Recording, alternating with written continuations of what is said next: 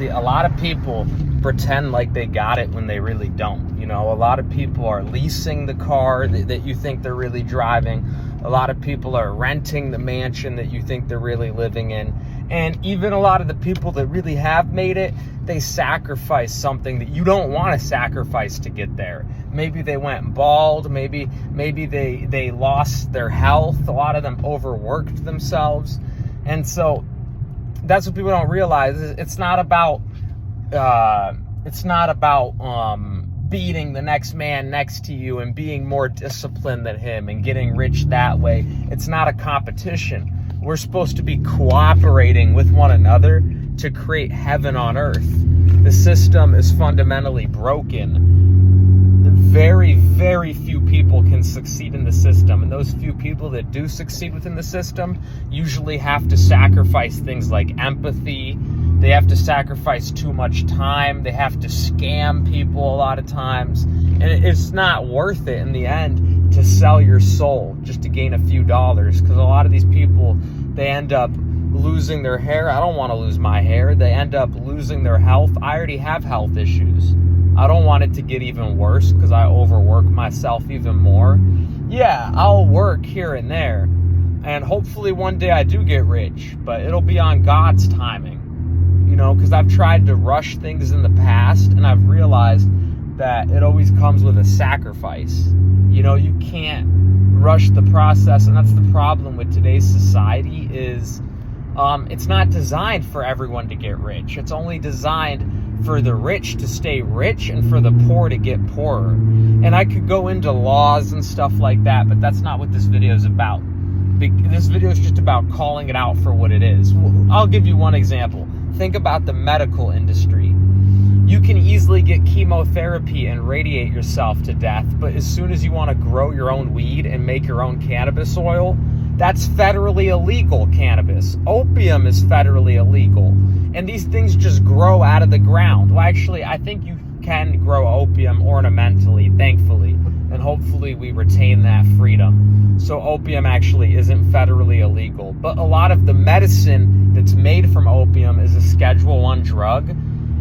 Yet you can get Tylenol at every CVS, and Tylenol is way more dangerous than opium because it can kill your liver and damage your organs, but it doesn't even relieve pain that well. So you can't even feel the effects if you take too much of it.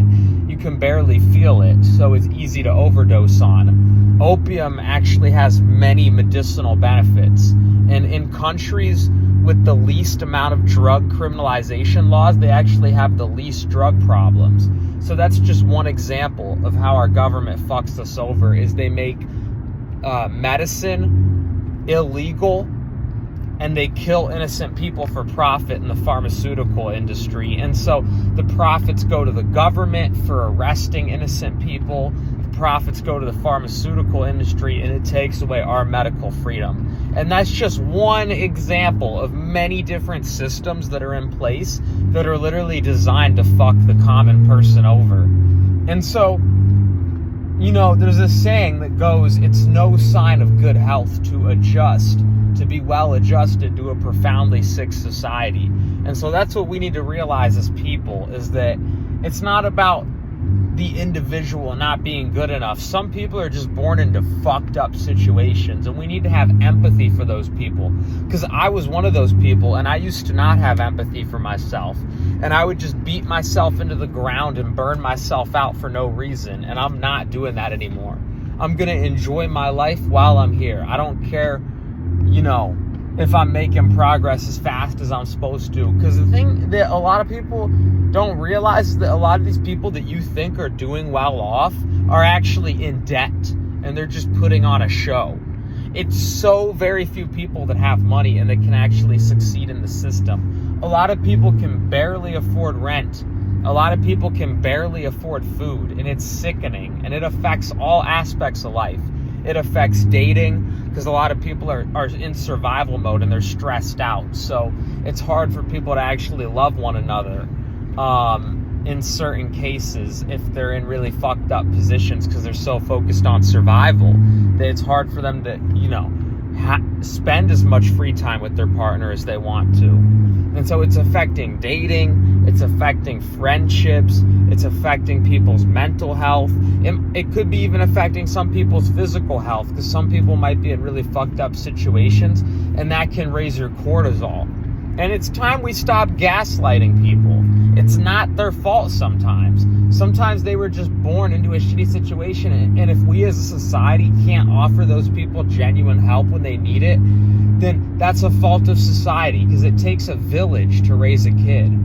So the kid's parents might be abusive, okay, but do we have other systems in place in case that happens? And if not, that's going to affect the rest of society, because it's going to drive the criminal rates up, because people might get desperate, and we don't want desperate people. We want everyone's needs to be able to be met easily. People should only have to work like 5 to 10 hours a week and easily be able to pay for food and shelter. If you want something luxury, like a sports car, yeah, maybe you can work your 40 hours a week. But these days, a lot of people are working 40 hours a week or more overtime, and a lot of people are in debt. They can barely afford shelter. They can barely afford food.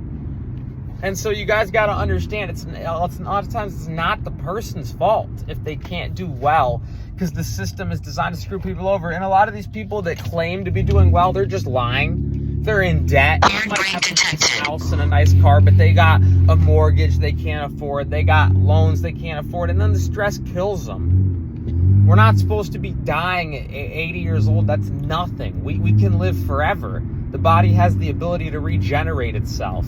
We could live thousands of years, hundreds of thousands of years, millions of years. We could live forever. There's an immortal genes within us. So a lot of people are just dying because of the food being poisoned, and a lot of people are working themselves to death. We are doing things very inefficiently.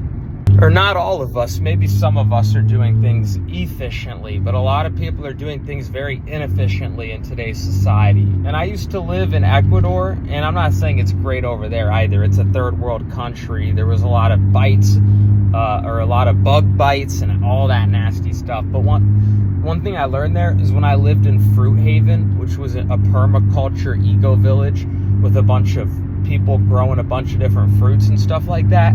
You can grow so much food for so little effort, and you can have such nice shelter for such little effort. The fact that people can barely afford rent and food in American society shows that we're doing things inefficiently. It's as simple as that.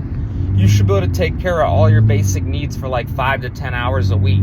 Yeah, if you want a sports car, if you want a mansion, maybe you can work extra hours. But a lot of people, like I said, are working all these extra hours and can barely afford rent.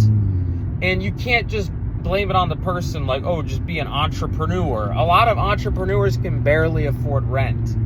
I was talking to this business owner in the town that I live in, and they're barely profiting. They can barely pay the bills. So a lot of businesses are failing these days. And why is that? Well, think about it.